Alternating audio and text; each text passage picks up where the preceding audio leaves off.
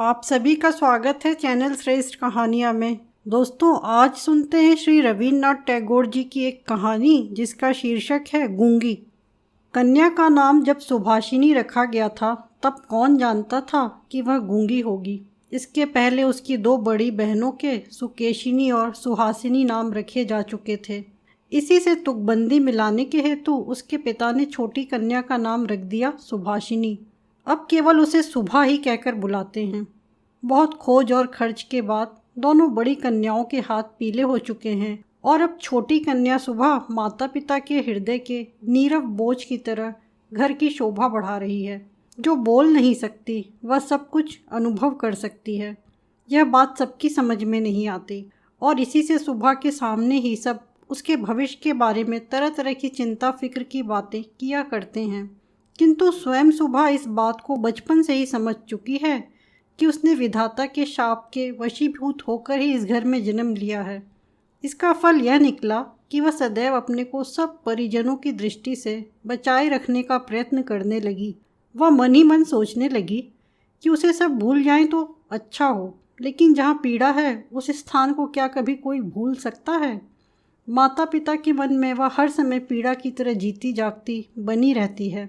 विशेषकर उसकी माता उसे अपनी ही किसी गलती के रूप में देखती हैं, क्योंकि प्रत्येक माता पुत्र की अपेक्षा पुत्री को कहीं अधिक अपने अंश के रूप में देखती है और पुत्री में किसी प्रकार की कमी होने पर उसे अपने लिए मानो विशेष रूप से लज्जाजनक बातें समझती है। सुभा के पिता वाणीकंठ तो सुभा को अपनी दोनों बड़ी पुत्रियों की अपेक्षा कुछ अधिक ही स्नेह करते हैं, पर माता उसे अपने गर्भ का कलंक समझकर उससे उदासीन ही रहती है। सुभा को बोलने की ज़बान नहीं है, पर उसकी लंबी लंबी पलकों में दो बड़ी बड़ी काली आँखें अवश्य हैं और उसके होष्ठ तो मानो मन के भावों के तनिक से संकेत पर नए पल्लव की तरह काँप काँप उठते हैं। वाणी द्वारा हम जो अपने मन के भाव प्रकट करते हैं उसको हमें बहुत कुछ अपनी चेष्टाओं से गढ़ लेना पड़ता है, बस कुछ अनुवाद करने के समान ही समझिए। और वह हर समय ठीक भी नहीं होता, ताकत की कमी से बहुधा उसमें भूल हो जाती है। लेकिन खंजन जैसी आँखों को कभी कुछ भी अनुवाद नहीं करना पड़ता। मन अपने आप ही उन पर छाया डालता रहता है। मन के भाव अपने आप ही उस छाया में कभी विस्तृत होते हैं और कभी सिकुड़ते हैं। कभी कभी आँखें चमक दमक कर जलने लगती हैं और कभी उदासीनता की कालिमा में बुझ सी जाती हैं। कभी डूबते हुए चंद्रमा की तरह टकटकी लगाए न जाने क्या देखती रहती हैं, तो कभी चंचल दामिनी की तरह ऊपर नीचे इधर उधर चारों ओर बड़ी तेजी से छिटकने लगती हैं। और विशेषकर मुंह के भाव के सिवा जिसके पास जन्म से ही कोई और भाषा नहीं, उसकी आँख की भाषा तो बहुत उदार और अथाह गहरी होती ही है, करीब करीब साफ सुथरे नील गगन के समान। उन आँखों को उदय से अस्त तक, सुबह से शाम तक और शाम से सुबह तक छवि लोक की निस्तब्ध रंगभूमि ही मानना चाहिए। जिह्वा विहीन इस कन्या में विशाल प्रकृति के समान एक जनहीन महानता है और यही कारण है कि साधारण लड़के लड़कियों को उसकी ओर से किसी न किसी प्रकार का भय सा बना रहता है। उसके साथ कोई खेलता नहीं। वह नीरव दोपहरिया के समान शब्दहीन और संगहीन एकांतवासिनी बनी रहती। गांव का नाम है चंडीपुर। उसके पार्श्व में बहने वाली सरिता बंगाल की एक छोटी सी सरिता है, गृहस्थ के घर की छोटी लड़की के समान। बहुत दूर तक उसका फैलाव नहीं है। उसको तनिक भी आलस्य नहीं है। वह अपनी इकहरी देह के लिए अपने दोनों छोरों की रक्षा करती हुई अपना काम करती जाती है। दोनों छोरों के ग्रामवासियों के साथ मानो उसका एक न एक संबंध स्थापित हो गया है। दोनों ओर गांव हैं और वृक्षों के छायादार ऊंचे किनारे हैं, जिनके नीचे से गांव की लक्ष्मी सरिता अपने आप को भूलकर शीघ्रता के साथ कदम बढ़ाती हुई बहुत ही प्रसन्नचित्त असंख्य शुभ कार्यों के लिए चली जा रही है। वाणीकंठ का अपना घर नदी के बिल्कुल एक छोर पर है।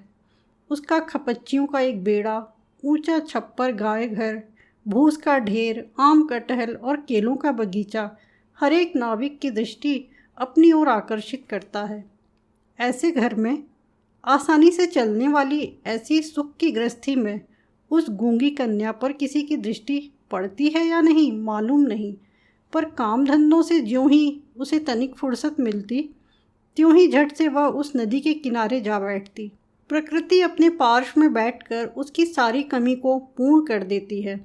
नदी की स्वर ध्वनि, मनुष्यों का शोर, नाविकों का सुमधुर गान, चिड़ियों का चहचहाना, पेड़ पौधों की मरमर ध्वनि, सब मिलकर चारों ओर के गमनागमन, आंदोलन और कंपन के साथ होकर सागर की उत्ताल तरंगों के समान उस बालिका के चिर स्तब्ध हृदय उपकूल के पार्श्व में आकर मानो टूट फूट पड़ती हैं।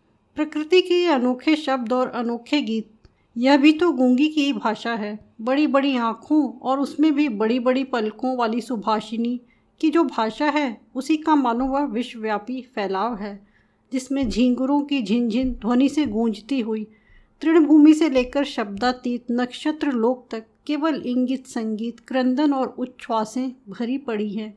और दोपहरिया को नाविक और मछुए खाने के लिए अपने अपने घर जाते, गृहस्थ और पक्षी आराम करते, पार उतराने वाली नौका बंद पड़ी रहती।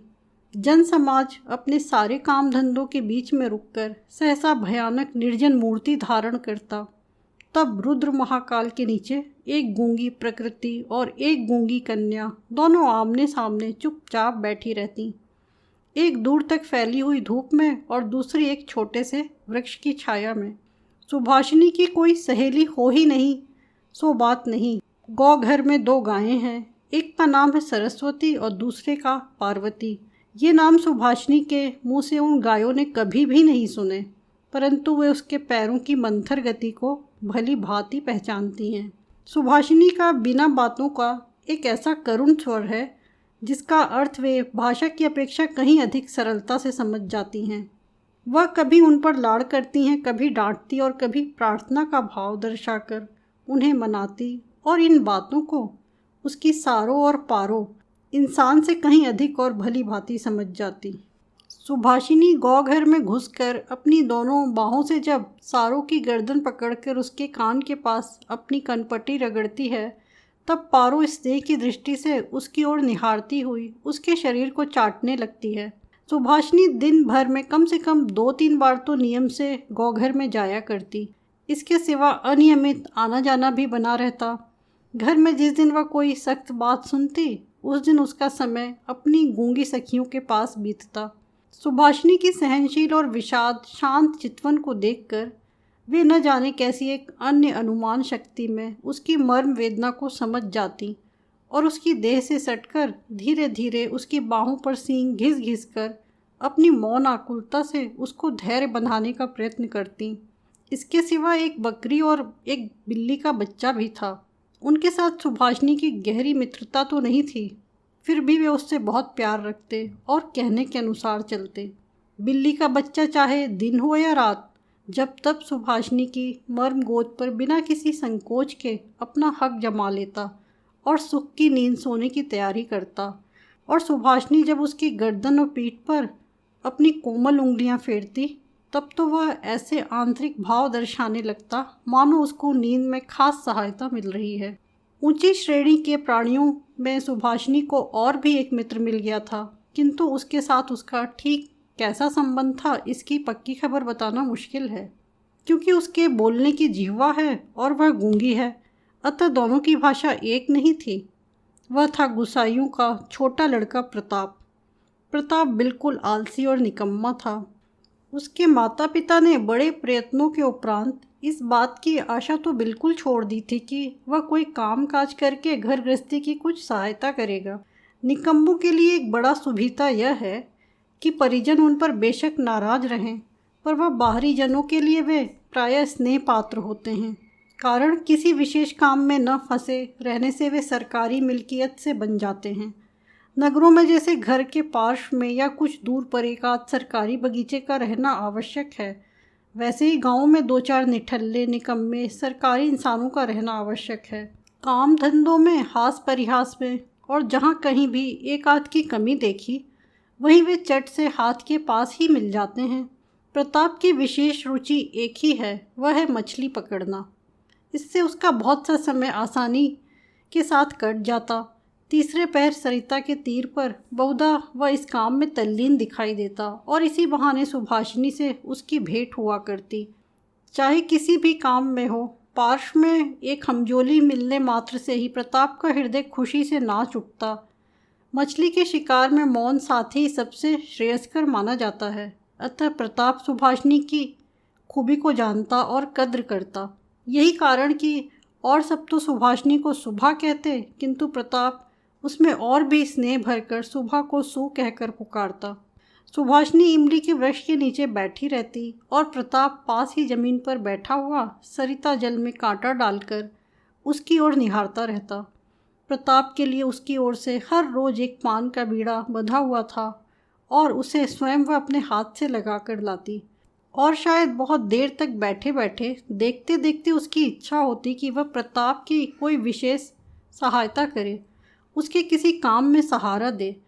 उसके ऐसा मन में आता कि किसी प्रकार वह यह बता दे कि संसार में वह भी एक कम आवश्यक व्यक्ति नहीं, लेकिन उसके पास न तो कुछ करने को था और वह न कुछ कर ही सकती थी। तब वह मन ही मन भगवान से ऐसी अलौकिक शक्ति के लिए विनती करती कि जिससे वह जादू मंत्र से चट से ऐसा कोई चमत्कार दिखा सके जिसे देखकर प्रताप दंग रह जाए और कहने लगे, अच्छा, सू में यह करामात मुझे क्या पता था। मान लो सुभाषिनी यदि जल परी होती और धीरे धीरे जल में से निकलकर सर्प के माथे की मणि घाट पर रख देती और प्रताप अपने उस छोटे से धंधे को छोड़कर मणि को पाकर जल में डुबकी लगाता और पाताल में पहुंचकर देखता कि रजत प्रासाद में स्वर्ण जड़ित शैया पर कौन बैठी है, और आश्चर्य से मुंह खोलकर कहता, अरे यह तो अपनी वाणीकंठ के घर की वही गूंगी छोटी कन्या है, सू, मेरी सू। आज मड़ियों से जटित, गंभीर, निस्तब्ध पातालपुरी की एकमात्र जल परी बनी बैठी है। तो क्या यह बात हो ही नहीं सकती? क्या यह नितांत असंभव ही है? वास्तव में कुछ भी असंभव नहीं, लेकिन फिर भी सुप्रजा शून्य पातालपुरी के राजघराने में जन्म न लेकर वाणीकंठ के घर पैदा हुई है, और इसीलिए वह आज गुसाइयों के घर के लड़के प्रताप को किसी प्रकार के आश्चर्य से अचंभित नहीं कर सकती। सुभाषिनी की अवस्था दिन प्रतिदिन बढ़ती ही जा रही है। धीरे धीरे मानो वह अपने आप को अनुभव कर रही है, मानो किसी एक पूर्णिमा को किसी सागर से एक ज्वार सा आकर उसके अंतराल को किसी एक नवीन अनिर्वचनीय चेतना शक्ति से भर भर देता है। अब मानो वह अपने आप को देख रही है, अपने विषय में कुछ सोच रही है, कुछ पूछ रही है, लेकिन कुछ समझ नहीं पाती। पूर्णिमा की गाढ़ी रात्रि में उसने एक दिन धीरे से कक्ष के झरोखों को खोलकर भय त्रस्तावस्था में मुंह निकालकर बाहर की ओर देखा कि संपूर्ण प्रकृति भी उसके समान सोती हुई दुनिया पर अकेली बैठी हुई जाग रही है। वह भी यौवन की उन्माद से, आनंद से, विषाद से, असीम नीरवता की अंतिम परिधि तक, यहाँ तक कि उसे भी पार करके चुपचाप स्थिर बैठी है। एक शब्द भी उसके मुख से नहीं निकल रहा, मानो इस स्थिर निस्तब्ध प्रकृति के एक छोर पर उससे भी स्थिर और उससे भी निस्तब्ध एक भोली लड़की खड़ी हो। इधर कन्या के विवाह की चिंता में माता पिता बहुत बेचैन हो उठे हैं और गांव के लोग भी यत्र तत्र निंदा कर रहे हैं, यहाँ तक कि जाति विच्छेद कर देने की भी अफवाह उड़ी हुई है। वाणीकंठ की आर्थिक दिशा वैसे अच्छी है, खाते पीते आराम से हैं, और इसी कारण इनके शत्रुओं की भी गिनती नहीं। स्त्री पुरुषों में इस बात पर बहुत कुछ सलाह मशवरा हुआ। कुछ दिनों के लिए वाणीकंठ गांव से बाहर परदेश चले गए। अंत में एक दिन घर लौटकर पत्नी से बोले, चलो कलकत्ते चलें। कलकत्ता गमन की तैयारियां पूरे जोर शोर से होने लगीं। कोहरे से ढके हुए सवेरे के समान सुबह का सारा अंतःकरण अश्रुओं की भाप से ऊपर तक भर गया। भावी आशंका से भयभीत होकर वह कुछ दिनों में मूक पशु की तरह लगातार अपने माता पिता के साथ रहती और अपने बड़े बड़े नेत्रों से उनके मुख की ओर देखकर मानो कुछ समझने का प्रयत्न किया करती, पर वे उसे कोई भी बात समझाकर बताते ही नहीं थे। इसी बीच में एक दिन तीसरे पहर तट के समीप मछली का शिकार करते हुए प्रताप ने हंसते हंसते पूछा, क्यों रीसू, सुना है तेरे लिए वर मिल गया है, तू विवाह करने कलकत्ता जा रही है। देखना कहीं हम लोगों को भूल मत जाना। इतना कहकर वह जल की ओर निहारने लगा। तीर से घायल हिरनी जैसे शिकारी की ओर ताकती और आंखों ही आंखों में वेदना प्रकट करती हुई कहती रहती है, मैंने तुम्हारा क्या बिगाड़ा था। सुबह ने लगभग वैसे ही प्रताप की ओर देखा। उस दिन वह वृक्ष के नीचे नहीं बैठी। वाणीकंठ जब बिस्तर से उठकर धूम्रपान कर रहे थे, सुबह उनके चरणों के पास बैठकर उनके मुख की ओर देखती हुई रोने लगी। अंत में बेटी को ढाढ़स और सांत्वना देते हुए पिता के सूखे हुए कपोलों पर अश्रु की 2 बूंदें ढुलक पड़ी। कल कलकत्ता जाने का शुभ मुहूर्त है। सुबह ग्वाल घर में अपनी चिर संगिनियों से विदा लेने के लिए गई। उन्हें अपने हाथ से खिलाकर गले में बाँह डालकर वह अपनी दोनों आँखों से खूब जी भर के उनसे बातें करने लगी। उसके दोनों नेत्र अश्रुओं के बांध को न रोक सके। उस दिन शुक्ला द्वादशी की रात थी। सुबह अपनी कोठरी में से निकलकर उसी जाने पहचाने सरिता तट के कच्चे घाट के पास घास पर औंधी लेट गई, मानो वह अपनी और अपनी गूंगी जाति की पृथ्वी माता से अपनी दोनों बाहों को लिपटा कर कहना चाहती है, तू मुझे कहीं के लिए मत विदा कर माँ, मेरे समान तू मुझे अपनी बाहों में पकड़े रख, कहीं मत विदा कर।